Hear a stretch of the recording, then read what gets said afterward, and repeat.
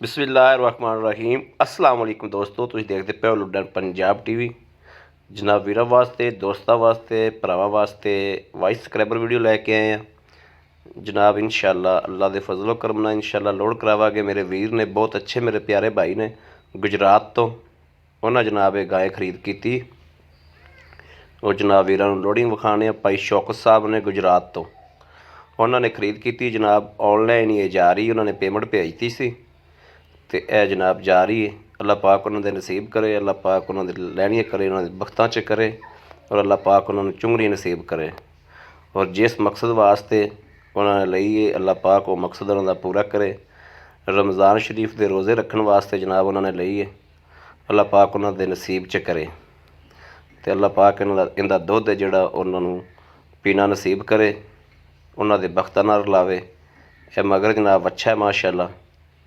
और जनाब ये जा रही है कर्मा वाली, तो ये बख्त वालियां दे घरां च होंदियां ने जनाब, कर्मा वालियां दे घरां च होंदियां ने। वो इंसान बख्तां वाले ने, नसीबां वाले ने जिन्हां दे कोले जनाब घर दा दुध पुत्तर है। बाकी जनाब इंशाअल्लाह लोडिंग वीरां नूं विखाने। किसी भी मेरे वीर भरा ने लैनी होवे, ऑनलाइन लैनी होवे, आप आना होवे जनाब 0307 00 15 881 इस नंबर पर WhatsApp मौजूद है। ऑनलाइन होंदा 24 घंटे जनाब मेरे वीर रब्ता कर सकते हैं। 0307 00 15 881 इस नंबर पर जनाब WhatsApp मौजूद है। बाकी जनाब वीरां दे भरावां दे सामने हर चीज़ ओपन करी दी और लोडिंग कराई दी। और जनाब जानवर लोडिंग की वीडियो जनाब बहुत घट लाई दी है। बाकी जानवर अलहमदुलिल्लाह मदीने वाले दे सदके जो भी लाईदा वो सेल हो जाता है।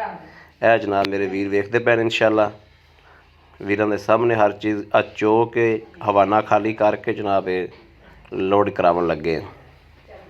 किसी भी मेरे वीर ने भरा ने लैनी होवे, मेरे किसी सबसक्राइबर ने वीवर ने जनाब जानवर लेना होवे और रब्ता कर सकता है 0307 00 15 881। बाकी जनाब इस वीडियो तो अपने वीर नूं देनी इजाज़त। अल्लाह निगहबान, पाकिस्तान जिंदाबाद। लोडिंग नाल करानी पैनी।